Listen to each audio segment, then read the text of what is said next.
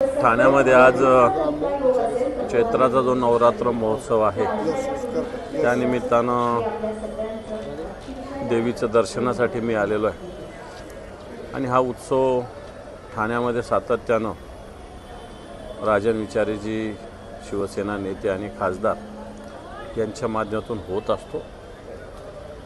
नवरात्रात तर आपल्याकडे आश्विनमध्ये असतो आणि चैत्रामध्ये असतो।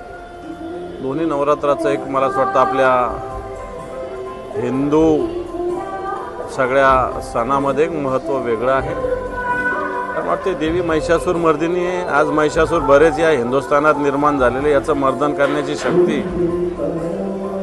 सगळ्यांना देव हीच प्रार्थना त्या देवीला करतोय। सर, महायुतीचा ठाणे लोकसभेचा उमेदवार अद्यापही जाहीर झाला नाही, परंतु राजन विचारांच्या प्रचाराला सुरुवात झालेली आहे, तर कशा प्रकारे फायदेशीर ठरेल?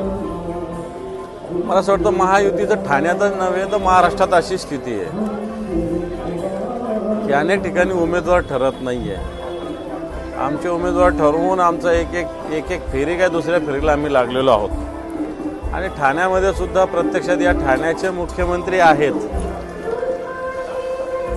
आणि त्यांना त्यांच्या मतदारसंघ खेचून घेण्यासाठी किंवा स्वतः लढण्यासाठी एक प्रयत्न करावे लागतात। मग ते ठाण्याचंही दुर्दैवच आहे। परंतु त्याच्या उलट उद्धवजी ठाकरे साहेबांच्या नेतृत्वाखाली शिवसेना एक राजन विचारेसारखा कर्तबगार लोकप्रतिनिधी पुन्हा ताकदीनं ठाणे लढण्यासाठी आणि जिंकण्यासाठी शिवसेना प्रमुखांच्या त्याचप्रमाणे स्वर्गीय आनंदजी दिघे, धर्मवीर आनंदजी दिघे यांच्या आशीर्वादानं हा पुन्हा एकदा काबीज करण्यासाठी सिद्ध झालेला आहे। ये वाला लेते हैं। Inverter AC. आप गैम्बलर हो ना? गैम्बलर? जुआ खेलते हो ना? तुम जुआ खेलते हो? अरे नहीं, ये तो कुछ भी बोले जा रहे हैं। इतनी महंगी और नाजुक एसी खरीद कर स्टेबलाइजर नहीं लोगे तो ये जुआ नहीं हुआ तो क्या हुआ? सिर्फ एक फ्लक्चुएशन आपके इन्वर्टर एसी के पार्ट्स को डैमेज कर सकता है। उसे वी गार्ड से सुरक्षित रखिए। V Guard, India's number 1 stabiliser.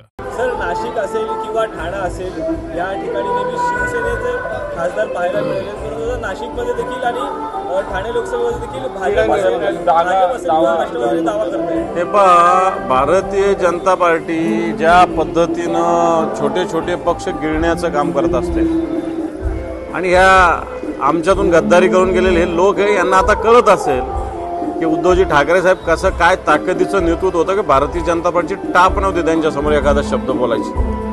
आज यांना यांच्या पक्षाचा उमेदवार सुद्धा ठरवता येत नाही। नाशिक यांना ठरवता येत नाही। यांनी हिंगोलीचा उमेदवार दिलेला बदलावा लागला।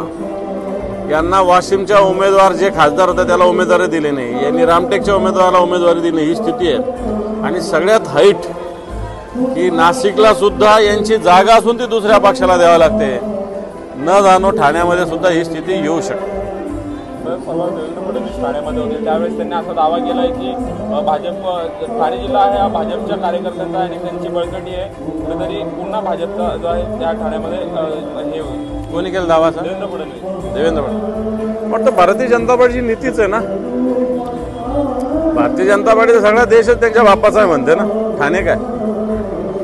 आणि मला वाटतं हे चॅलेंज आहे इथले जे स्वतःला नेते समजतात, जे मुख्यमंत्री आहेत गद्दारी करून झालेले आहेत, त्यांच्यासमोर हे आव्हान आहे भारतीय जनता पार्टीचं।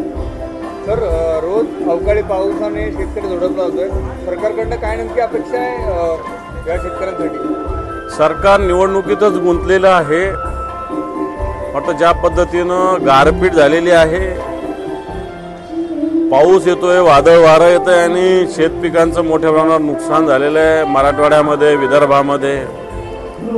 पण आधीचीच नुकसान भरपाई सरकारने अजून दिलेली नाही, तर नवीन कुठून देणार? आणि म्हणून आधीची नुकसान भरपाई दिली पाहिजे, नव्यानं सुद्धा शेतकऱ्यांना मदत मिळाली पाहिजे, ही मागणी आम्ही लावून धरलेली आहे। पुन्हा एकदा लावून धरूया एवढंच। पण या सरकारला शेतकऱ्याच्या प्रश्नाशी काही देणं घेणं नाही, अशा प्रकारची स्थिती आहे। सत्ताधारी पक्षाकडून आचारसंहितेचा भंग होताना पाहायला मिळते, मात्र विरोधी पक्षांचे जर बॅनर किंवा पोस्टर असे काही दिसलं तर कारवाई पाहायला मिळते, कसं बघता?